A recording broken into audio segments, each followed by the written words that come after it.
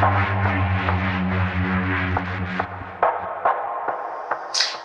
my name is Katie. I am a reference librarian here at the Worcester branch of the Wayne County Public Library, and today I am here to review This Poison Heart by Kalynn Baryron.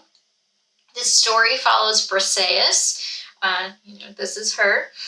She is a teenager who lives in Brooklyn with her moms. She works at the family's florist shop, and ever since she was a baby, Briseis and her moms have known about this special gift she has, and that is essentially the magical ability to make plants grow.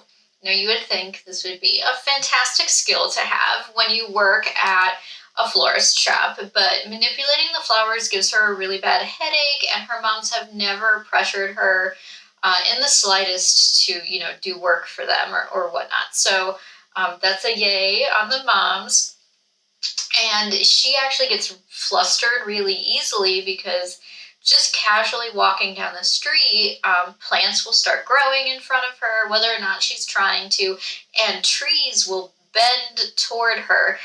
And, New York is one of those places that kind of has that stereotype that anything might happen and native New Yorkers are just going to ignore it. But it's hard to ignore when trees are leaning towards one individual. So then she gets flustered, and it's just not a great mental situation for her to be in. And that's kind of how we step into her character when the book starts. The florist shop is doing okay financially, but rent is about to increase, and once that happens, things aren't going to be so good. And so it's almost perfect timing when this lawyer comes to the apartment and tells Bree that her biological aunt, a woman she's never met, has died and willed Bree this rundown estate in upstate New York. So Bree and her parents decide to leave Brooklyn behind for the summer.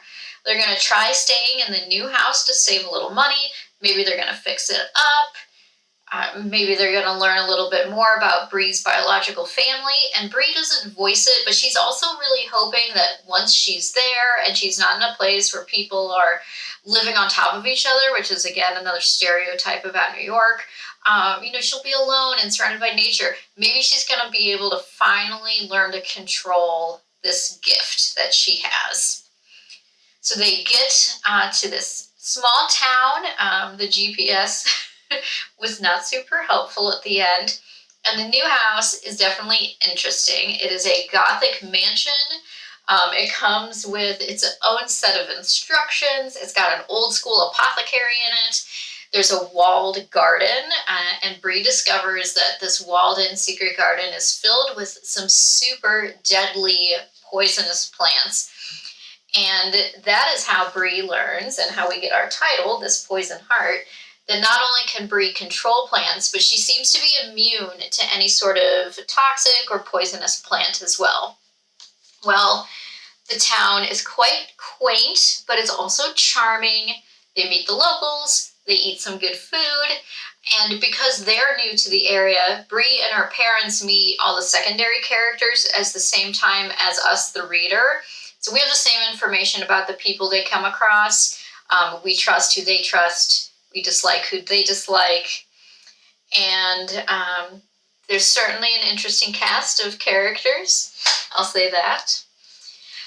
Well, it's a pretty weird house, like I mentioned. And more or less, though, everything seems okay until strangers, including one with a machete, begin to arrive on their doorstep asking for tinctures and elixirs from this apothecary that's on the grounds. One of the visitors is Marie. Marie is a mysterious young woman who Bree befriends eventually, only to find that Marie is keeping some dark secrets about the history of the estate and the surrounding community. And also, maybe she's a little older than she seems. As Bree delves more and more into her family history and learns about her family's affinity for poisons, she unearths something far darker than she expects, something that others may kill to obtain.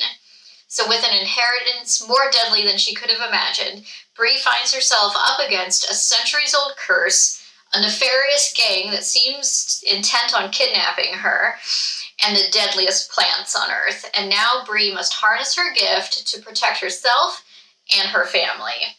So, I loved this book. Briseis is relatable despite her incredible gift. Her two moms, which are Mom and Mo, are wonderful. All three are complex and flawed, but full of love and trust. I loved the moms, the relationship between the two of them, and their relationship with their daughter. Our author Baryron sets the atmosphere slowly and quietly, and then it builds until it becomes stifling and thrilling at the end. The only thing I didn't like was that this ends with a spectacular cliffhanger. So book number 2 is going to be called This Wicked Fate, and it is set to come out in June of 2022. So read This Poison Heart before you get to book 2. You've got a month. So I'm excited to read book 2. I hope you enjoyed this book if you read it as much as I did. And thank you for joining me.